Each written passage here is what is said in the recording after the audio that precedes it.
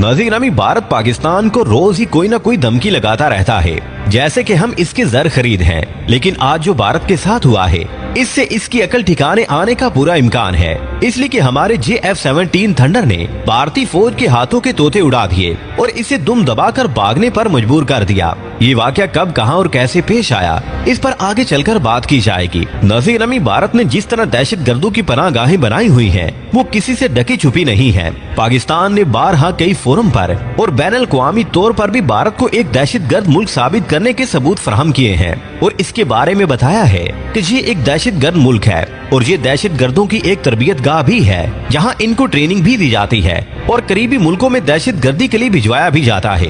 प्यारे दोस्तों, यहाँ ये भी बताते चले कि भारतीय वज़ीर दिफा ने बारहा पाकिस्तान के खिलाफ एक्शन का ऐलान किया है और कहा है कि हम कश्मीर भी लेंगे और गिलगित बल्तिस्तान पाकिस्तान से छीन लेंगे और पाकिस्तान पर हमले भी करेंगे। इसके साथ पाकिस्तान पर इल्जाम भी लगाया गया कि पाकिस्तान दहशत गर्दों को सपोर्ट करता है, लेकिन पाकिस्तान ने इसको सख्ती से रद्द कर दिया और भारत को मुंह तोड़ जवाब दिया।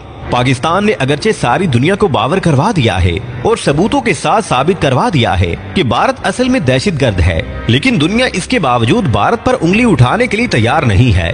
लेकिन चीन ने भारत की जारहियत को बर्दाश्त नहीं किया और इसके इलाकों में घुसकर इसे मारा और इसके इलाकों को अपने तसल्लुत में ले लिया और इन पर न सिर्फ कब्जा किया बल्कि इन इलाकों में आबादकारियां भी शुरू कर दी। लेकिन भारत ने चू ना की। यहाँ ये भी याद रहे कि इससे पहले भी पाकिस्तान पर भारत ने जारहियत की कोशिश की थी। प्यारे दोस्तों, यहाँ ये भी बताते चलें कि जब भारत ये प्लानिंग कर रहा था कि पाकिस्तान पर अटैक करना है, तो उस वक्त भारत के हर पायलट ने इसकी मुखालफत की थी और डर रहे थे। लेकिन आखिरकार अभिनंदन को इस बात के लिए राजी किया गया और फिर इसके साथ जो हुआ सारी दुनिया ने देखा। अब जो वाकया हुआ है वो म्यांमार में हुआ है और वहाँ भारत दहशत गर्दों को अलर्ट कर रहा था और उनको म्यांमार में दाखिल करने की कोशिश कर रहा था। यहाँ आपको ये भी बताते चले कि म्यांमार ने पाकिस्तान से F-17 थंडर त्यारे खरीदे हैं और भी त्यारे खरीदने की ख्वाहिश का इजहार किया है। प्यारे दोस्तों, यहाँ ये भी बताते चले कि ये वो त्यारे हैं जो पाकिस्तान ने चीन के ताउन से पाकिस्तान में ही कामरा में तैयार किए हैं और अब इनको और भी अपग्रेड किया जा रहा है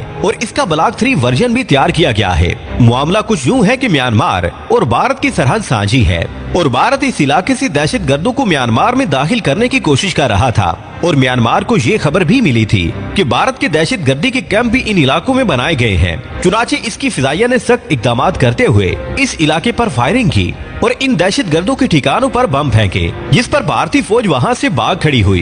प्यारे दोस्तों, यहाँ ये बात भी अहम है कि वही जर्नैल जो पाकिस्तान को फतह करने के दावे करते थे, एक छोटे से मुल्क का वार नहीं सह सके तो वो पाकिस्तान का खाक मुकाबला करेंगे, जो कि एक एटमी मुल्क है। पाकिस्तान के शाहीनों के कारनामे तो दुनिया जानती और मानती है और भारत को भी इसका अच्छी तरह से इल्म भी है और इसको हाथ भी लगे हुए हैं।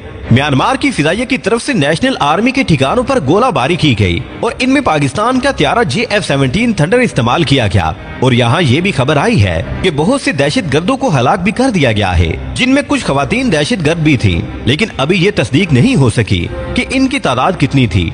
यहाँ ये बताया जा रहा है कि विक्टोरिया नामी दहशत गर्दों के ठिकाने को निशाना बनाया गया है। म्यांमार के महकमा दिफा का कहना है कि भारत ने यहाँ दहशत गर्दों को तरबियत देने के लिए कैंप बनाया हुआ था, जो कि एक तवील अरसा से एक्टिव था। ये नेशनल फ्रंट नामी एक तंजीम का हेडक्वार्टर था, जिसका मकसद दूसरे मुल्कों में सियासी अदम इस्तेहकाम फैलाना है। और इन्होंने ये भी बताया कि इस ग्रुप ने म्यांमार के अंदर दहशत गर्दी की कई एक वारदातें भी की थी। म्यांमार के महकमा दिफा ने कहा है कि हमने बारहा इनको वार्निंग दी थी, लेकिन आखिरकार तंग आकर मजबूरन ये कार्रवाई करना पड़ी। प्यारे दोस्तों, आज की वीडियो में बस इतना ही। हमें आज भी पूरी उम्मीद है कि आज की ये वीडियो भी आपके इल्म में इजाफे का बाइस बनी होगी। वीडियो पसंद आने की सूरत में इसे लाइक कीजिए, दोस्तों से शेयर कीजिए और कमेंट सेक्शन में हमें अपनी कीमती राय से जरूर आगाह रखिएगा। अल्लाह निगहबान।